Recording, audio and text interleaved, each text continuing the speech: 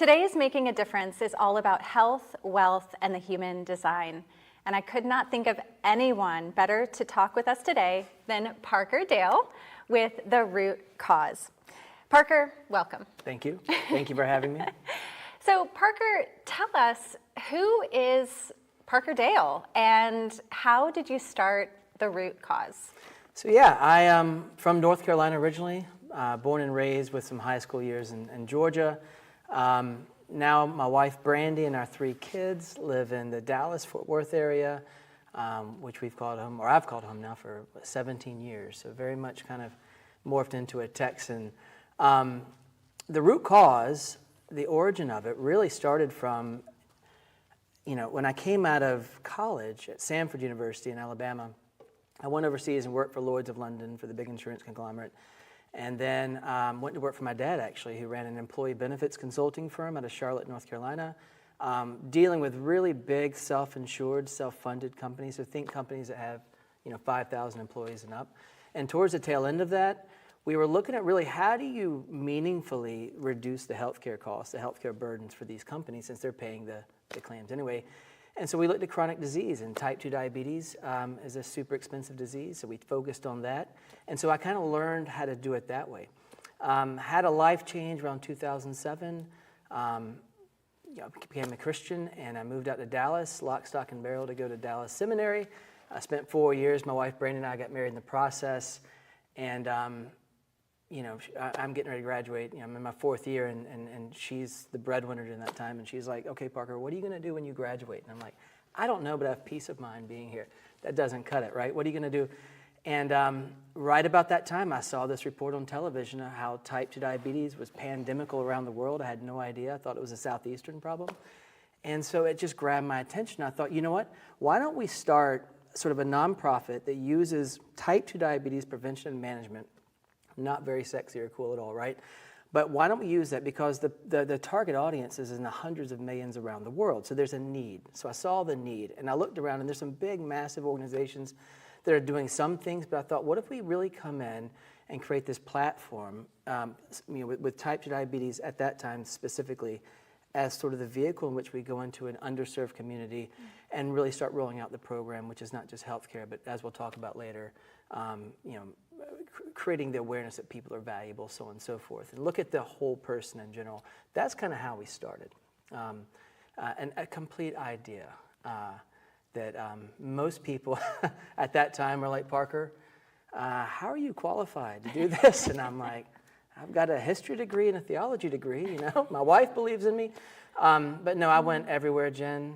I mean, everywhere. My wife can tell you, for about 11 months.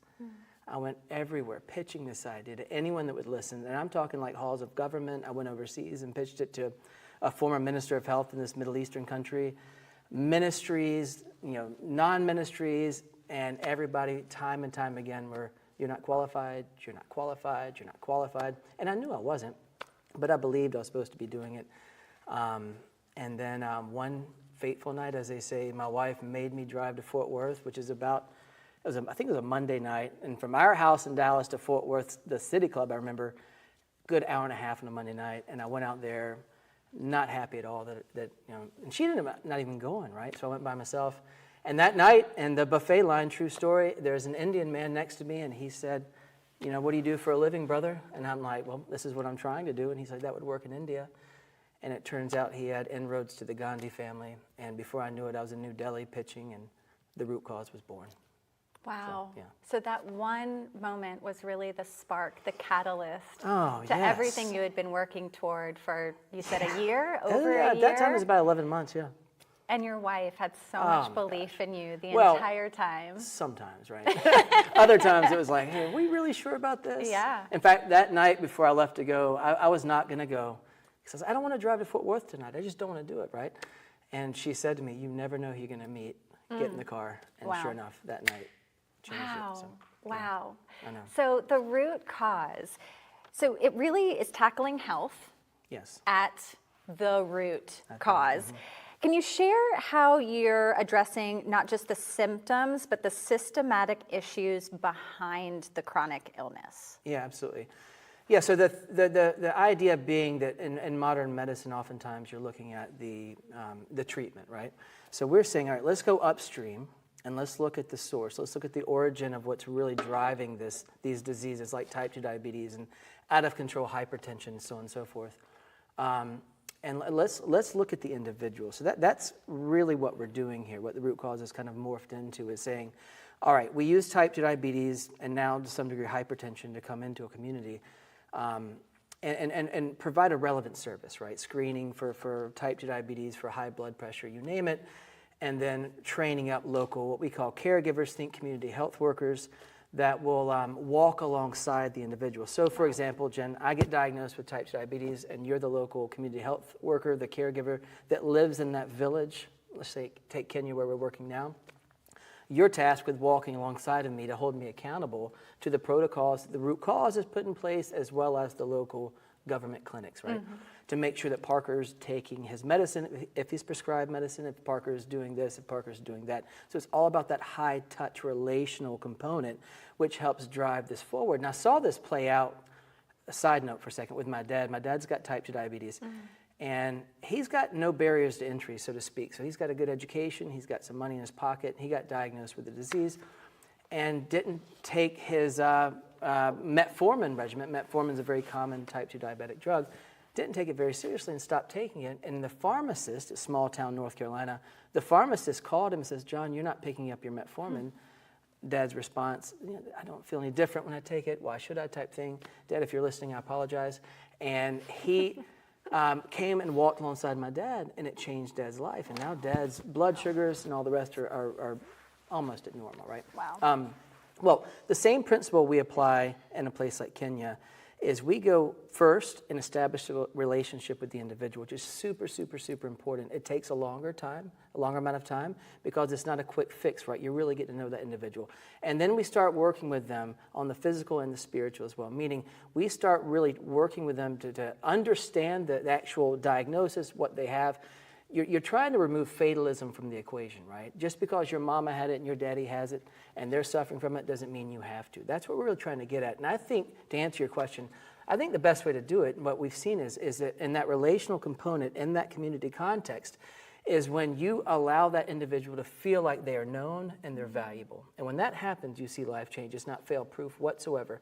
But when you allow someone to really feel and embrace the fact that they're known, they're seen, right? And they feel valuable, that's when you start seeing the catalyst for change. So just to come underneath the healthcare part, right, is we're really trying to get in with that individual to really affect their life on all fronts, on a holistic front, if you will. There's other things we do as well, Jen. We have these things called life groups that we've established, which we love. That's where the life change happens, love the name, to where we are obviously focusing on disease education, whether it's high blood pressure, et cetera. But we're also introducing discipleship programs, biblical programs, all kinds of really good programs that help not just the individual, but the relationships involved with that individual, whether it's their family, their community, et cetera, to really work on the community. So you start with the individual, you start moving out over and over. But I think, boiled down, someone asked me, Parker, what's the secret sauce? And I'm like, it's relationships. It's very simple. It's very hard to do, but it's a very simple thing. And we've seen it time and time again, so much so that our life group membership far exceeds the amount of people that we actually monitor for chronic disease. Wow. It's just taken off. From the village level all the way to the government level, it's gone in. So, it's looking at that holistic person. It's getting to the root cause of the individual, not just the disease, right? Yes. And this is such an interesting moment to tie back to the beginning of us meeting today, to you saying, or to other people telling you rather, what makes you qualified. And when I think about the root cause and everything that you just said, I think you are absolutely qualified, because it's not about the healthcare, it's about the movement. It's about the individual, and everything that you've done in your life has led you to propel you to this global movement, which is just an incredible thing that you're doing for the world. So I want to personally say thank you. And how excited we are to hear more from you today. And you should feel really qualified, because roll up your sleeves. you think about the Bible and Jesus Christ and how he was really a leader to so many people. And while this is not a religious interview today, by you kind of going through that track, that does propel you to want to create a movement. And I think that that's what you're doing here, which is really incredible. And so today's whole theme is making a difference, which obviously you are. And it's talking about health and wealth and the human design. And you really just hit it on the head with this is not just about their health. It's really getting to the root of them as a human. So can you give us one story or a result that's made you so incredibly proud? Sure, I could give you a lot. What stands out, two different individuals, both in Kenya. One is, both are ladies, and one lady, her name is Elizabeth. Her A1Cs were off. So you can measure blood, like diabetes, right? And blood sugars with glucometers, A1Cs measure sort of the average life cycle of a cell over 3 months. Her number, let's just put it this way, her numbers were off the chart. And she had very much a fatalistic, whatever type mentality. I don't care, was her mentality. And we saw it. And so even so, when we checked her blood sugars the first time, I thought it was a faulty glucometer. That's how high they were, okay? Wow. She would have none of it. She didn't want to hear about it. She didn't want to go to a life group, didn't want to do anything. And our executive director in Kenya, her name is Wanjiru. She's she's kind of a mix between an angel and a pit bull, okay? She's got something about her. She's winsome, but at the same time, she can crack a whip. Well, she started working with her, and over time, and it wasn't overnight, mind you, but it was over time. It was that, and Wanjiru does a wonderful job at this of making people feel valued, that they feel heard, they feel seen, so on and so forth. And so to fast forward, she's now actively involved in life group. She's now one of our own ambassadors going around shouting it from the rooftops. Her blood sugars are much, much, much lower. She's totally involved. It's a beautiful example of before and after, right? Complete transformation. And you can look at her, right? I mean, we've got the data that you can look at just the transformation in terms of just the healthcare side, but also it's the life change that happened and the joy that she experiences, which is your expertise, and the community engagement. And she's a model citizen, right, for the area that she works in. Another lady, she's much older. She has nothing in terms of chronic disease problems, right?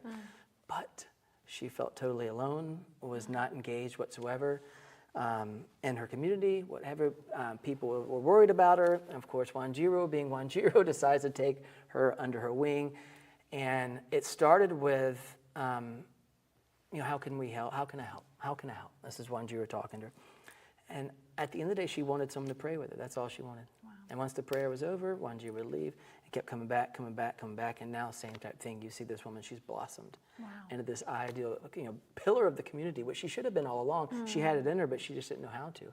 And through the work of the root cause, specifically in this particular case, Wanjiru, you see this woman has just come to life, and now people kind of circle around her. And of course, now I'm like, get her as an ambassador as well, So you have one case where it's you see both the physical and the non-physical or spiritual side come to life, and on the other side over here, you have someone that didn't have any chronic disease issues, but just through our life group and through Wanjiru, you see that change happen. That belief and that support, just like you received when you were trying to get this off of the ground, if you just had one person that believed in you. One person. And you're providing that one person to believe in them to really transform their life. That's exactly right. Which is so incredible. So what would you say is the biggest challenge for you for the root cause right now?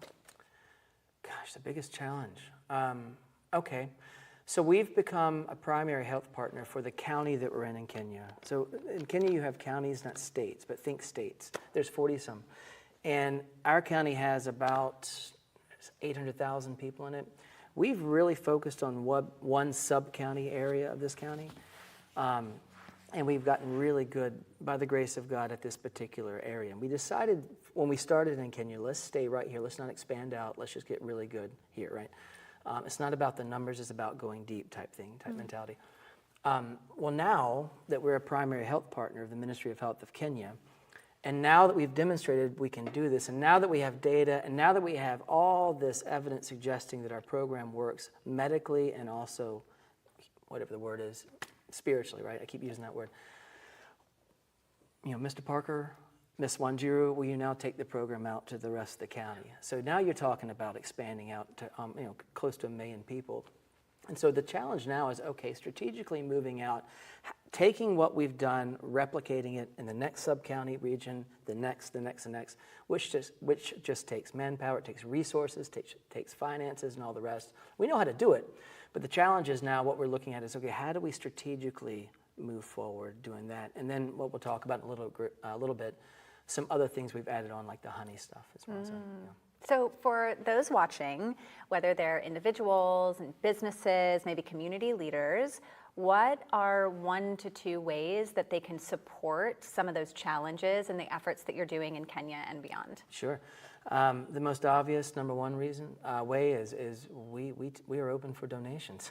we live and die by those, and we take those donations and we put them to work in Kenya. We've got the data, we've got the evidence suggests that we do it and prove that we do it. That's what we're on a kick and right now is really kind of heightening the awareness of the root cause, what we've been doing. We've kind of stayed quiet for the last 5 years in Kenya, and now we see what we've done, and we're ready to get out and promote it, and also to bring in the resources financially to really take this movement out and replicate it. The second would be is we're getting ready to start in 2026. For the first time ever, we're opening up to bring people over from the U.S. to come visit what we're doing. Wow. To see the work, to experience Kenya if you've never been to Kenya. Beautiful things. So we're putting together multiple trips starting in 2026 to bring people. We're having a trip to kind of celebrate our donors. We're bringing some of them over. We're having Nurses Week, so we're kind of the official partner of Nurses Week, the annual Nurses Week. It's a global week.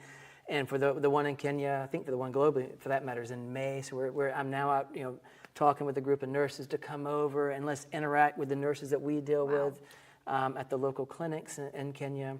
And then, we're even putting together one, Jen, where I don't run myself, despite appearances. I don't run a lot, but I have a lot of friends that do run marathons and all that, and they take it, talking about religion, right? So I'm working with the government of Kenya to put together a trip where we have some of the top marathon runners, Kenyan, that win the Boston Marathon and the New York City Marathon, and putting together a trip where they're kind of leading these running tours of Kenya. All kinds of, anyway, final answer, we're looking for people to get involved with this, right? Whether that's financially, whether that's coming on a trip, whether that's helping, like you've been so good at, thank you very much, of helping getting the word out about the root cause. And look at what's going on in Kenya. And oh, by the way, this could happen anywhere for that matter, right? Kenya's just where we're at. And that's what we're doing. We love it. But you could, like I mentioned, you could replicate it throughout the county we're in Kenya. You could replicate it throughout sub-Saharan Africa. You could replicate it anywhere in the world, for that matter. It's the model. We've got the model. And by the grace of God, we know it works. Well, and that is such an interesting thing for our listeners to hear, that it is duplicatable right in your own community. But you mentioned honey. So let's circle back to honey. Tell us a little bit about the honey. Yes. So I mentioned we are now a primary health partner of the government, which is a wonderful honor. We love it. Huge honor. We also last year became one of the official partners for the Kenya Nutrition Action Plan, okay? It's us, like the Helen Keller Foundation, the Royal Dutch Government, go figure, and others. And so part of our role and responsibility within this partnership is looking at obesity and malnutrition. Great. And so we're working through, what does that look like? We want to make sure this thing has teeth, right? So it's not just something you talk about. There's action items available. Well, one of the things that the Ministry of Health asked us was, the Kenyan government was, could you help get people away from consuming processed sugars? And I said, sure, we can try. I mean, that's a huge Herculean answer, right? Someone said, you might as well print out the internet in the process, but we'll try. And they said, well, what's the best alternative to processed sugars? And I'm like, well, honey is the best alternative, And I could just feel that it wasn't like a excited, oh, yeah. It was more like, huh. And then I do some digging and all that and find out that they do have obviously honey in Kenya, but it's not as well organized as other places. And so I called my good friend Nate Sheets, who founded Nature Nate's Honey, which is America's largest consumer packaged good honey company. Nathan Sheets is a wonderful human being. He's been a great supporter of the root cause, and he's Mr. Honey. He knows everything about honey. Although I kid with him, he just sold Nature Nate's a few years ago for a lot of money. I'm like, man, no offense, but the bees did all the work. I was like, what did you do? And I said, what do you know about African honey? He said, we just bought 17,000 hives in I think, Zambia. I was like, what? I'm coming to your house. And he gives me all these questions to ask the government. And then the next day, you know the story. A friend of my wife, Brandy, and I called me. I hadn't talked to her since before COVID. And what do you think about agribusiness in Kenya? And here's what I think. I just learned about honey. What do you know about honey? I'm like, about as much as I knew about diabetes, 10 years ago. Fast forward now, we've kind of put together this program to where we're hoping to launch in September, so in a couple of days, where we are putting in apiaries, whatever you want to call it, but it's really a collection of beehives, right? In qualified villages in the areas that we serve, which we serve a lot. And putting in these beehives, these apiaries, and teaching them, giving them proper beekeeping equipment, from the hives to the suits to you name it, proper training. We've partnered with the National Beekeeping Institute of Kenya, multiple other partners. So we're not going this alone, right? We're not operating in a vacuum. We're pulling in people much smarter than us, which is kind of my MO. Nathan himself, and setting up these apiaries in these villages, creating quality honey, and then teaching them how to sell it. And then we have a known buyer that's going to buy the honey. And so it creates this circle of livelihood. Let me back up for a second. Every time I go over to our sort of service area in Kenya, you've got different topographies, right? Some are in the mountainous regions, kind of look like the Smoky Mountains of North Carolina, Tennessee. Others is kind of semi-arid, where you might see a camel or two walking by, right? But every time I go to the more rural villages, it's always like, thank you so much for the health care, thank you for the gospel, thank you for the discipleship programs, but we have no money. Can you help with money? And the historical answer has been, no, that's not our thing. Plus, I'm not quite sure how to. Now with the honey, we can put in these beehives, and it's like a full circle back around to livelihood for the villages, creating livelihood for them. And we've estimated out how much we believe that each qualified village, just following protocol, will be able to resource from the selling of their honey. What is that estimate? It's right at $400, $500, which is just from a small amount of beehives. Incredible. Oh, yeah. Absolutely we can incredible. do for that amount of money. I mean, in fact, one of our board members, Andrea Barger, she did a breakdown, really good in-depth study of what that could do for a particular village, assuming that amount of beehives. Now, the number would increase because some villages we can put more beehives in, but the average, anyway, I could ramble on about this forever, but I love it. Well, and I could listen to it Yeah, forever. it It's brings so me joy, great. Jen. And that is what we all need to remember, is joy in the face of adversity. What is that purpose? What is that pull? Because you could have given up at any point, and you didn't. And now there's all these beautiful opportunities that are opening up for you with the honeybees. Yeah. I see you've worn your honeybee shirt today.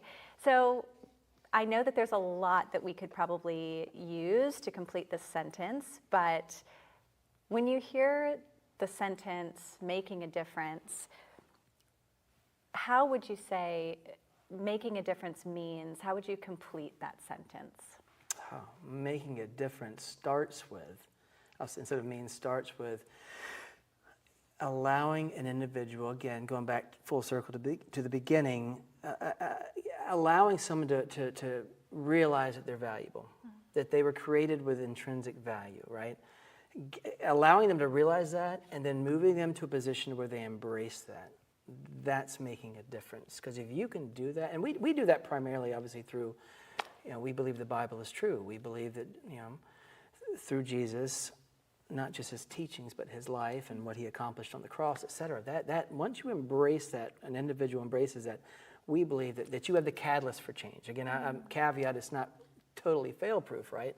But making a difference starts with that. That's foundational, right? That's whatever you want to say. The root cause of it all, right, is that value proposition that every human being is created with value. I don't care if you're from the wealthiest neighborhoods of Dallas or the poorest regions of India. Everybody was created with value. Everybody, therefore, has value. And once someone embraces that, right, then you have the catalyst, the easy jump to, hey, I've got purpose too. Right? And then when someone realizes and embraces they have purpose, I have my kids say it every single day, all three of them. What I want you to remember before you get out of this car, God's got a purpose for me. Louder. Because if you really believe that, right, if you really embrace that, it changes things. It changes how you think. It changes what you do. It changes who you date. It changes how you spend money. It changes everything about your life. You're valuable. You have purpose. That combination is a powerful combination. And I'm convinced, I don't care what background you come from, where you're from in the world, what socioeconomic platform you live in, you embrace those two things and you have a leg up and you're on your way. Valuable, purpose, and then of course, once you have the valuable and the purpose, then you have joy. Not fleeting happiness, not circumstantial happiness, but then you have true joy that no one can rob for you, right? That's making a difference. That's what we really do. Making a difference in the healthcare is coming into a community and watching it go from a fatalistic mindset, high A1Cs, high blood sugars, high blood pressures, and then after a year to 18 months in our program, we really start looking at data after a year to 18 months, right? Of seeing those numbers trend down, seeing activity go up, that's making a difference as well. And then we celebrate that all day long. That's huge. Watching these people, wherever we've done this, from India to some places in the U.S. we've worked, and now Kenya, watching that transformation of not just the individual but the community, that's making a difference because think about it, if you feel healthier, right? If your blood sugars are lower, you feel healthier. Your blood pressure is lower. You not just feel healthy, you are healthier. You're going to be more proactive. You're a more proactive citizen. You're a more proactive wife, husband, whatever the case may be, and the ripple effect from that is far-reaching. That's making a difference as well. So those two things in tandem, that's really where we measure. Of course, one you measure with data, right, the healthcare. The other you measure with circumstantial evidence, soft data, and all the rest. But we know enough. We've interviewed enough people, and we follow them that you can see it. So complete this sentence. Making a difference means. Making a difference means inspiring somebody, leading somebody to, influencing somebody to really embrace the fact that, like we talked about earlier, that they are valuable, right? They are created with intrinsic value, therefore they are valuable. That is huge.